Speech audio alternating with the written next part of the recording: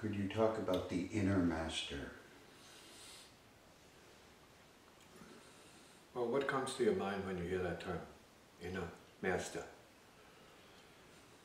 I think of a potential that exists within each being.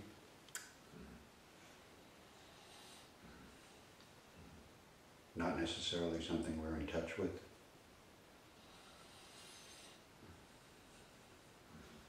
Good starting point.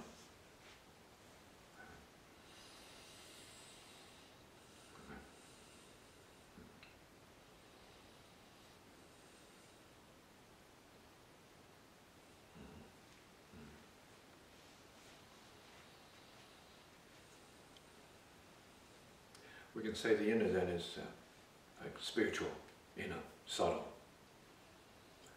Not that it can be found somewhere in your body, particularly, like in your chest, or in a particular chakra or something like that. It's not particularly in your brain, but it is a factor for many as a creative function of the intelligence. Some would say the soul of the human.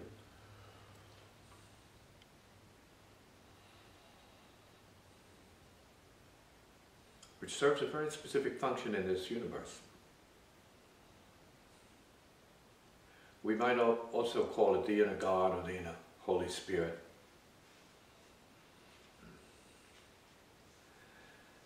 And yet it is not a thought. It's not really an idea. We have to use an idea sometimes to communicate somewhat of the image that corresponds to this reality in each and every being. Some would call it the heart, the inner heart, or the heart master, master of the heart.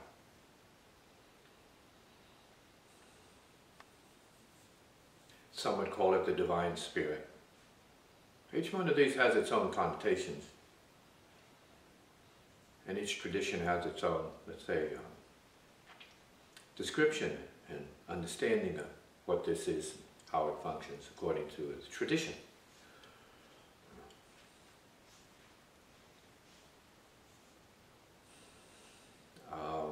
Some would also go along the lines of, well, it's your imagination. Some would say it's creative imagination.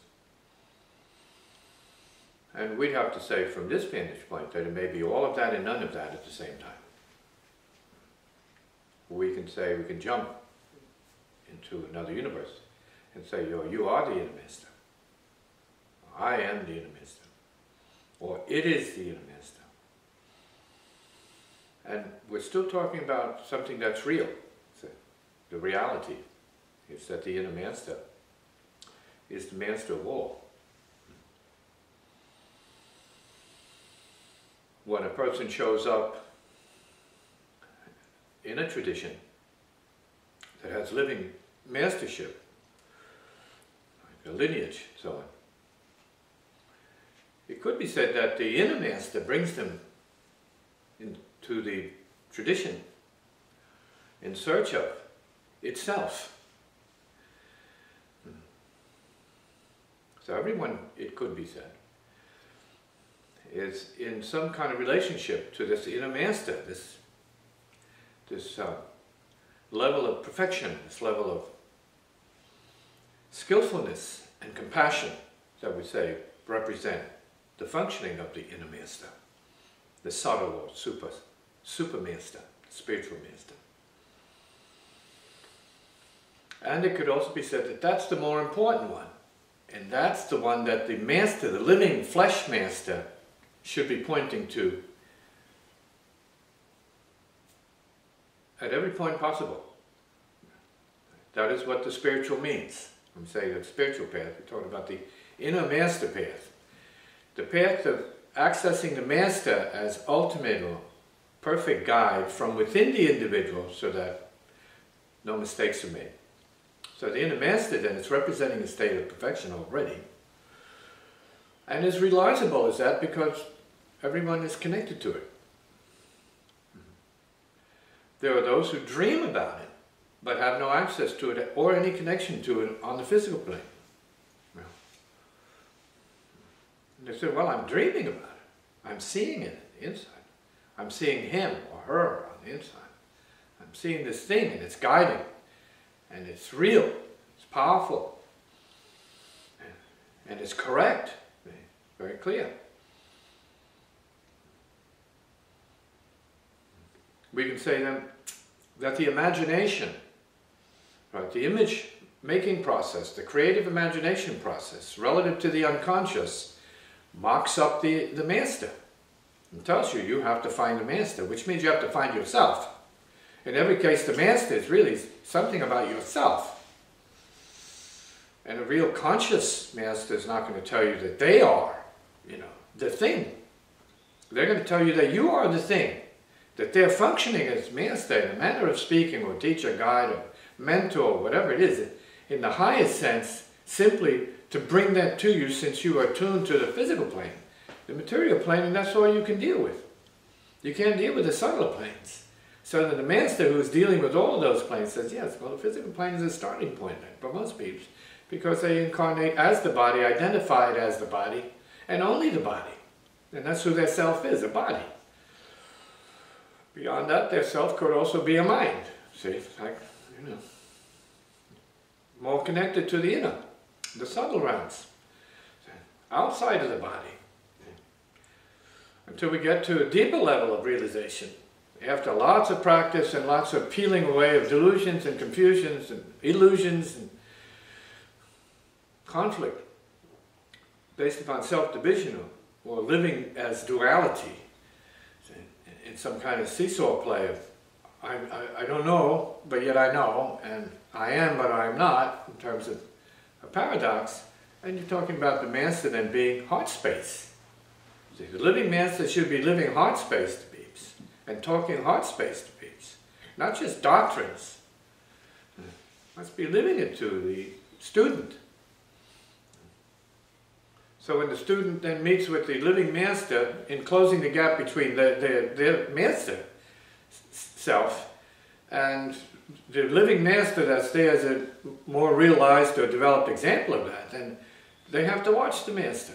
They have to see how it does things, how it moves, how it plays, how it teaches, how it sits, how it eats, how it lives, how it works, how it hears, how it sees, how it touches, how it feels, how it knows. That's the thing to study. Not just the books and words about, but the living form of it. It's more direct. We can adapt ourselves more to the living that we see before us, because we're cultured to do that. We are raised and born to do that.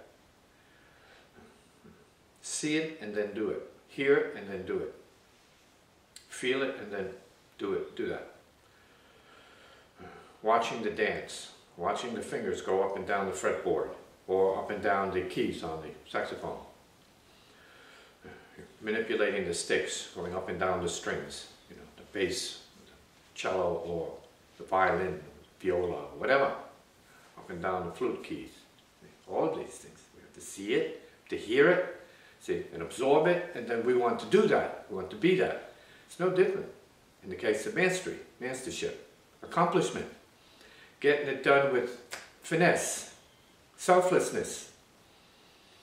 So the spiritual process is about learning to function as a selfless being, or a master, turning it over to spirit. And so the master then shows up as something in the middle, intermediary, in the middle worlds. So you have a guide to the beyond, to help you take the step. It could be someone for a moment, and then you need another form of it to advance your cause. You might learn all you can from one person, and you want to step up more. Say, no, it's not quite all that I need. So people move around because they have to satisfy this thing within themselves. Some people find one master that's already too much for them, and that one master might be enough. Depends on the creative functioning of that master and what their needs are, because one person can be much more than anyone needs. Especially if you're up close to such a one. It can blow you out in some cases if they're functioning at a certain level of heart-blownness. Then they will blow you out if you get too close. See? And then you have to adapt to being blown out, which means you're upping your ability, you're increasing your ability to handle more intensity, more brilliance, more power. And so sometimes you need that to help you get out of where you're stuck. Your muck, see? Your river of mud, not just blood, see? But your resistances that are more individually sort of created for yourself. Doubts that you have creates mud, difficulty, immobility, stagnation, resistance, inertia, inhibition, darkness. So the inner master is there, something you can talk to, because it's in you. You can speak to it. And we have different traditions where there's this inner speech that goes on. Some would say, well, that's kind of like prayer. Well, yes, it is in a sense prayer. But who are you praying to? Your higher self. Or that part of you that is connected to the God realm or the God state or some kind of higher realization. Everyone is born into this potential. But because of their river of blood karma, they're born separated from it as a realization and separated from it as a practice, as a way of life, because sometimes that realization can only show up in a culture. Same with certain types of music. You can be raised in a folk music culture, and that's all you hear, and that's all you know. You may not need any more until you go to a concert outside of your culture and say, no, this is it. You go hear Elvis Presley and say, I'm a whole sugar. Whatever it might be. See? It could be B.B. King. Or Jimi Hendrix. Or it could be Andre Segovia. Could be any of these famous peeps, artists, and who are playing a certain way and say, no, that's what it is. And then that's the next step. And we're talking about the many, many steps one has to take on their way to the master. And when you get to, let's say, a living master who has mutual recognition with you, they know who they are and you know who they are, and there's not much to say, and you have this kind of like problem. You reach this vortex. And that vortex could show up in the form of everything stopping. Time stops, it disappears. You wonder where you are, who you are, because you're not sure anymore. Because you made directly contact with something that is part of your inner consciousness beyond yourself.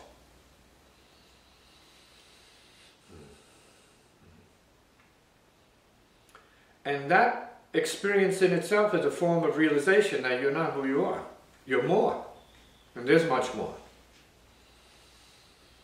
Sometimes an automobile accident is like perfect for shaking you down and making you sensitive to this, outside of your ego, self-protection, self-comforting, self-cherishing programming. That's exactly what you need. Some disruption that seems extremely painful and horrible, but yet it's exactly what you need to shake you out of your sleep and help you to wake up. And many people have come to me saying they came from an accident, during which they had this kind of revelation. They need to find a teacher, or they're on the spiritual path or something like that. And I say, it's good, seize the moment, because you know time is passing and this is going to disappear. And you're going to become hardened again. You're going to become more yourself again. You're going to become lost again and in darkness again. So, possibly, probably. So when you're opened like that and you're ripe, then it's good to see what it is and follow it to where it's going, what it's pointing to in this case. A teacher, a guide, a mentor, guru, or whatever you want to call it, a friend, spiritual friend, or some kind of master. as distinct from a teacher, is a person who wants to teach you, talk to you in a certain way, and that's all they do. They're not living it, see? They're not creating it as such. See? They're not turning the wheel in their way, see? Particularly. And so, they're maintaining the status quo. That might not be enough for certain peeps who have to climb, go up and feel the elevation. Then they know they're going somewhere. Right? They want to leave the plane and feel the ascent. And there are many like that. Like Olympians are like that. Creative artists are like that. They want to keep moving, going deeper, going higher, so to speak, expanding outward, extending even, to the infinite. So the inner master is all about this, possibility. Which then means, once you get beyond yourself and your river of blood and your river of mud, self-created resistances and programs that obstruct and keep you in darkness, then we talk about what else there is, and what else there is space. Right? Atomic realization, spiritual realization at the atomic level, and dealing with what that is. And seeing whether or not that means recreation at a whole new level, whatever it is. Some people around teachers or around music or certain things, and they feel a complete change in their body, like they feel liberated. So people want to follow up on that. And it's not like hocus pocus or magic. I mean, we are vibrating at different frequencies, some more intense than others. Out of necessity. It has nothing to do with ego, it has to do with design function.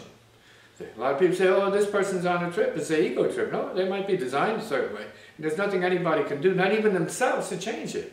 So we have to accept laws that are part of the design purposes of creation, and thus diversification, variation,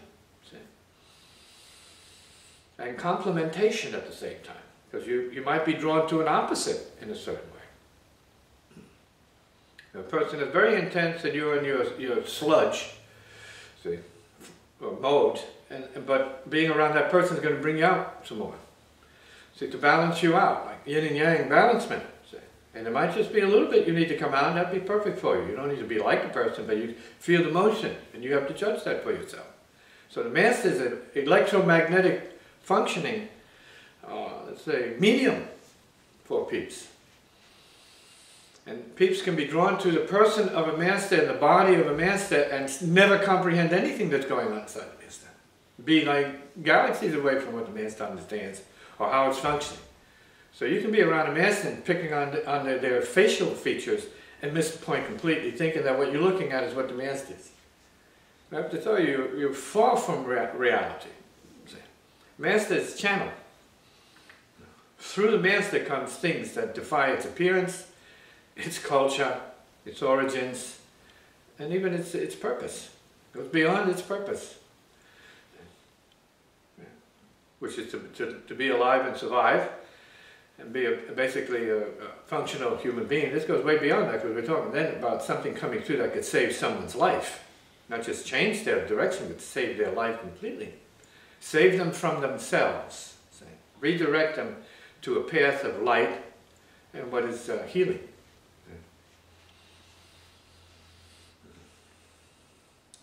Comment now. Is the same inner master within all of us? We can say that we have different brains, but they're all tied together. The same consciousness, like we share consciousness like we share space and air. Or water, we share it, right? But we get our share of it. See? So you have your share, your appropriate sort of quantity or quality of what that is, according to your karma, according to your design. See, and that may change over time, but that's what lawful means, according to the individual. And the spiritual process is not about group consciousness, it's about the individual unfoldment and individual realization. It's not about who you're with. It's how you use whatever it is that you have to use. And so the function of the inner master means this, and this is important to tell the people, the public, that you don't have to join an ashram, you don't have to go to India, you don't have to be in a particular spiritual community, because the inner master is universal. You just need to know how to tap into it or be around somebody that can help you tap into it right where you are. Whether that's in confinement, in the hospital, in the military, which is where I had my most profound awakening. In the military, I realized God, let's say it's a joke. You want to realize God, join the army. It sounds insane. But whatever the pressures are that are needed for the kind of condition you need in order to break open, so be it. It's not up to us to really choose and pick that. It's not something I created. It just so happened that way. So liberation can come not from your efforts, but from what it is. See? And we're talking then about descent. And so being with the Master helps you to be open to the descent of spirit and the forces of the created universe, or the ascent into that. And the changing, modification, or raising of the vibrations, which is all part of your practice. That's what breathing does, by the way, just quite naturally of itself. Modify your vibratory rate, your heart rate, and your brain waves all together. And it's not. Seeing somebody you're attractive to does the same thing.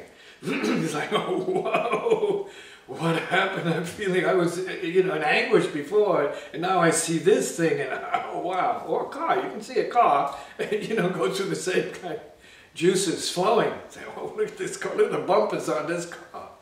Look at those hubcaps, I'm salivating.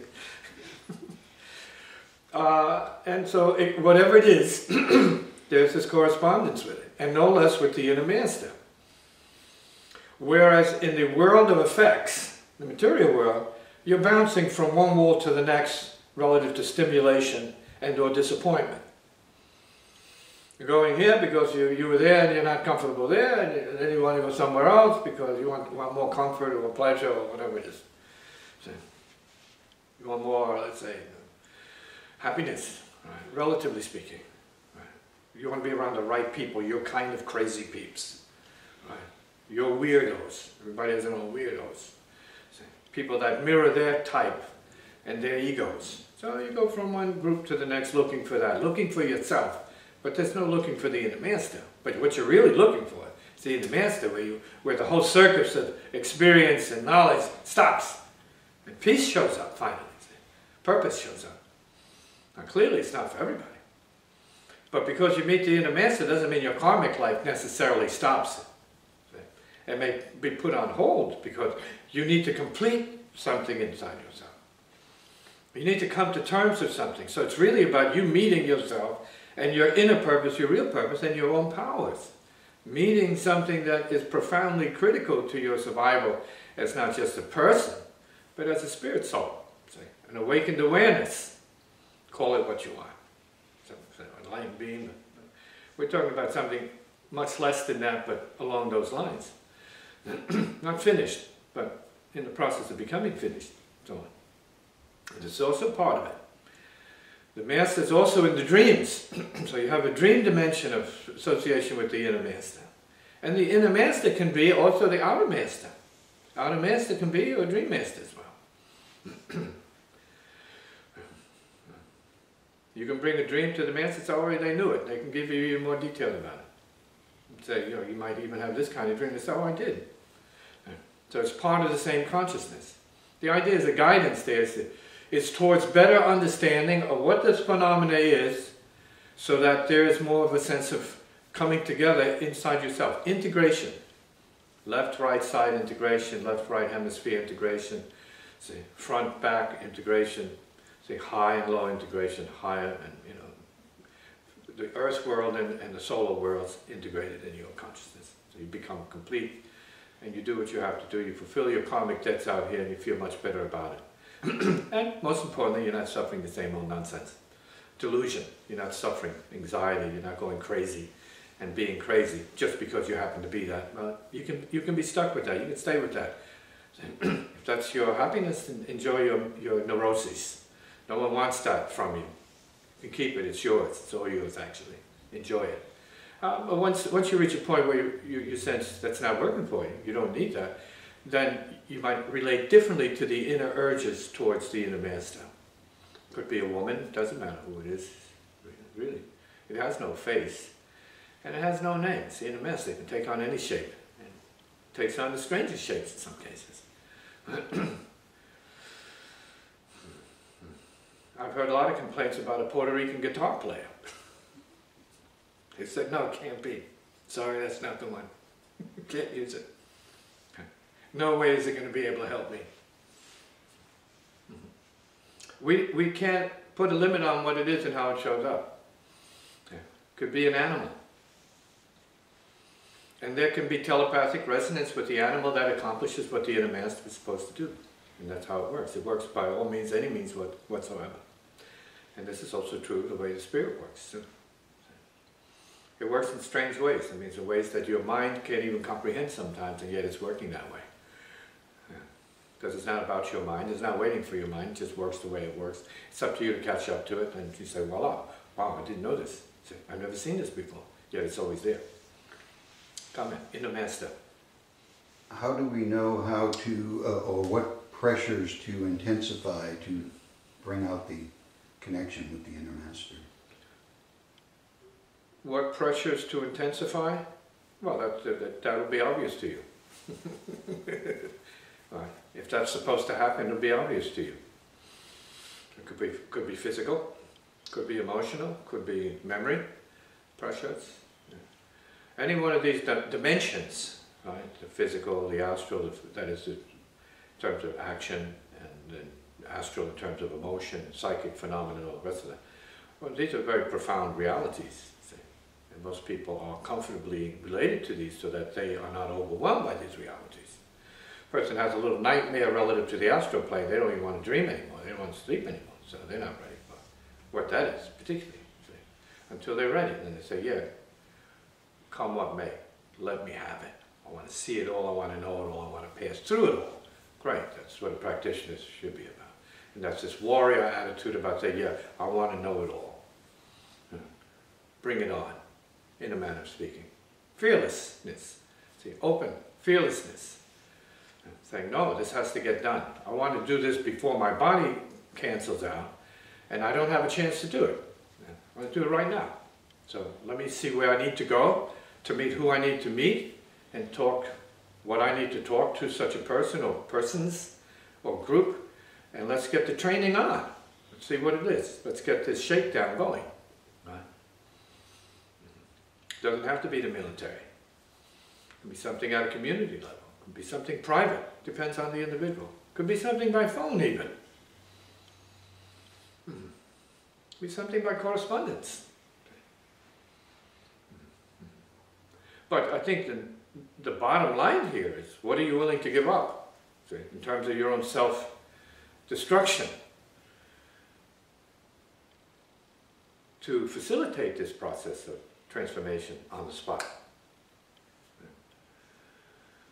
Not to say, oh, well, you gave that up already, so you don't need to give up anything anymore. See, that's not what the process is about. See, the process is not about, I've already done that. That's not the process. It's what you need to be doing right now. That's the process. It's not what you did. See, that's convenient. See, so I already did that, so I'm immune to that. That doesn't apply to me anymore. But say, maybe you didn't do it right the first time. Maybe you need to do it properly this time. A lot of people enter these particular practices and they just wash out because they're absolutely not ready. They're intellectually aware of what it is, and that's a delusion when you think you know what it is because you read the book. You know what, let's say, the mountain is in the Himalayas, because you know what it's all about because you read the book on it. Good information, but it doesn't help you. Because you've heard about God and you've heard about masters, good information is not going to help you.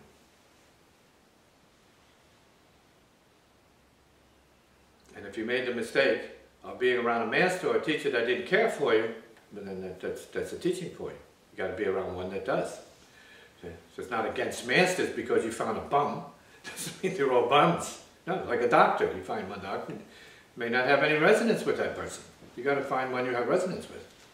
Okay? You're not going to be stupid enough to be judging all doctors and medical practice simply because you ran into a bum. You know? A crook.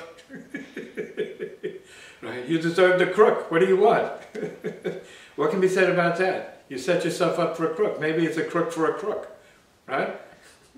Stop being a crook. Maybe you find the right person, a person that's not a crook. Stop being one yourself. See? In a master. Reflection. Sometimes it's a mirroring process, sometimes it's a window process. Sometimes you get around a certain type of person, a teacher or whatever, a meditator, and they don't need to say anything to you. You just get it, right then and there, you get it, or it could be an art form or whatever, you get it, and it's done, right then and there. It's done. But if what we're talking about is done, then that means there's no turning back. There's a change, there's an alteration, see? There's a step up, see? A radical change. Not the same. See? It's not business as usual. Something's gone, something is gained. We won't describe that any more than that, but you know you're not the same. You can't go the same anyway. You can't be the same as such. Because you weren't being real before. And so this thing disappears. An alteration or a psychic breakthrough occurs, and then you say, that's done. Can't go back to that. Don't do that anymore. Then we're talking about a real process of letting go. And it can happen under the strangest of conditions. But you know it when you know it. Can't go back. I'm gone. I'm done. It's done. Period. Perfect.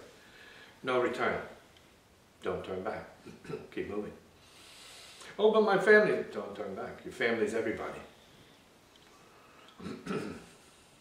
Everybody's your family. The world is your family. The family you're talking about in some cases could be the casket you're afraid to get out of. And they want you out of that casket so you can be happy and come back to them and bring some love to them instead of the darkness that the so-called family means because of what it's about. Comment. So are you saying that we need to create inner space in order to be able to access the inner master? Not necessarily. It's like that.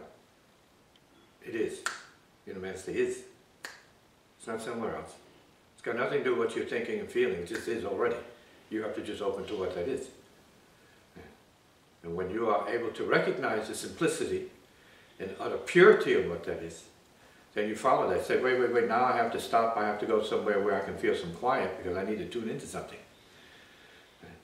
And this is true in all creative work. You have an environment that enables you to tune in. It doesn't matter if you're into science, doesn't matter if you're into religion, doesn't matter if you're into music or painting. You have to tune in, have a direct resonance with what it is. So once you know that that's how direct it can be, then you just open to it. It's that simple. It's not about time. It's not about conditions. It's now. So it's all about the now. In the Master is present. And you hear this in the religious works, that Jesus is, and the Spirit of Jesus and the God and Spirit is all around you. It's all pervasive. Well, get it, yes. That's not a myth, that's not a lie. It is space. We're talking about what is the space of it, and what space can you be conscious of?